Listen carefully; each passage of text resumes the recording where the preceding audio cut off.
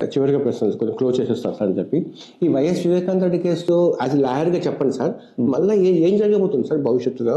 ఏమో నాకు కేసు ముందు నుంచి కూడా ఎందుకు అంత కాంప్లికేట్ అయిందో నాకు అర్థం అవ్వలే. నిన్న క్యాబినెట్ లో కూడా డిస్కషన్ వచ్చింది, చంద్రబాబు నాయుడు గారు మాట్లాడారు. పరిటాల రవి మర్డర్ తర్వాత జరిగిన పరిణామాలు ఈ పరిణామాలు పోలిస్తే ఒకటేలాగా ఉన్నాయి అన్నారు. దానికి ఎలాగ అర్థం చేసుకోవాలో? పరిటాల రవి గారి మర్డర్ గురించి నాకు అంత తెలియదు.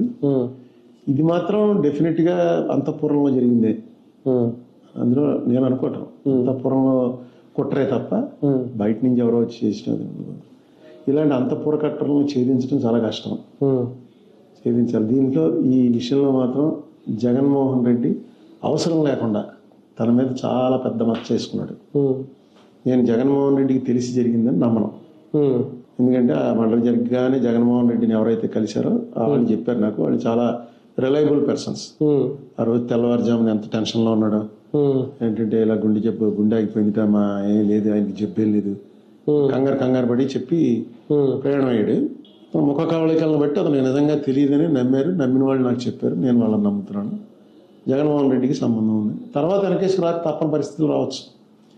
ఎవరు ఏంటి కుట్రేంటి ఇది ఎప్పుడు బయటకు వస్తుందో చూద్దాం. అనవసరంగా ఇంత ప్రొలాంగ్ చేశారు. అది లాయర్గా చెప్పండి సార్, మన జగన్ గారికి కనెక్ట్ చేసి జగన్ గారిని కూడా లాగే ప్రయత్నం జరిగే అవకాశం ఉందా లీగల్ గా కూడా? ఇప్పుడు గవర్నమెంట్ తలుచుకుంటే ఎవరినైనా లాగచ్చు, కానీ కోర్టులో నిలబడదు.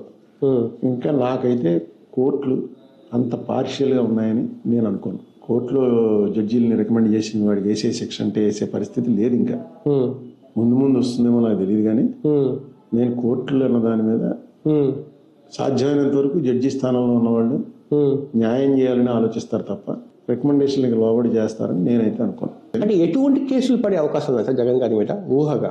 ఆయన ఉన్న కేసులు చాలు, పాత క్విడ్ ప్రోకో కేసులు ఉన్నాయి కదా, అవి చాలు.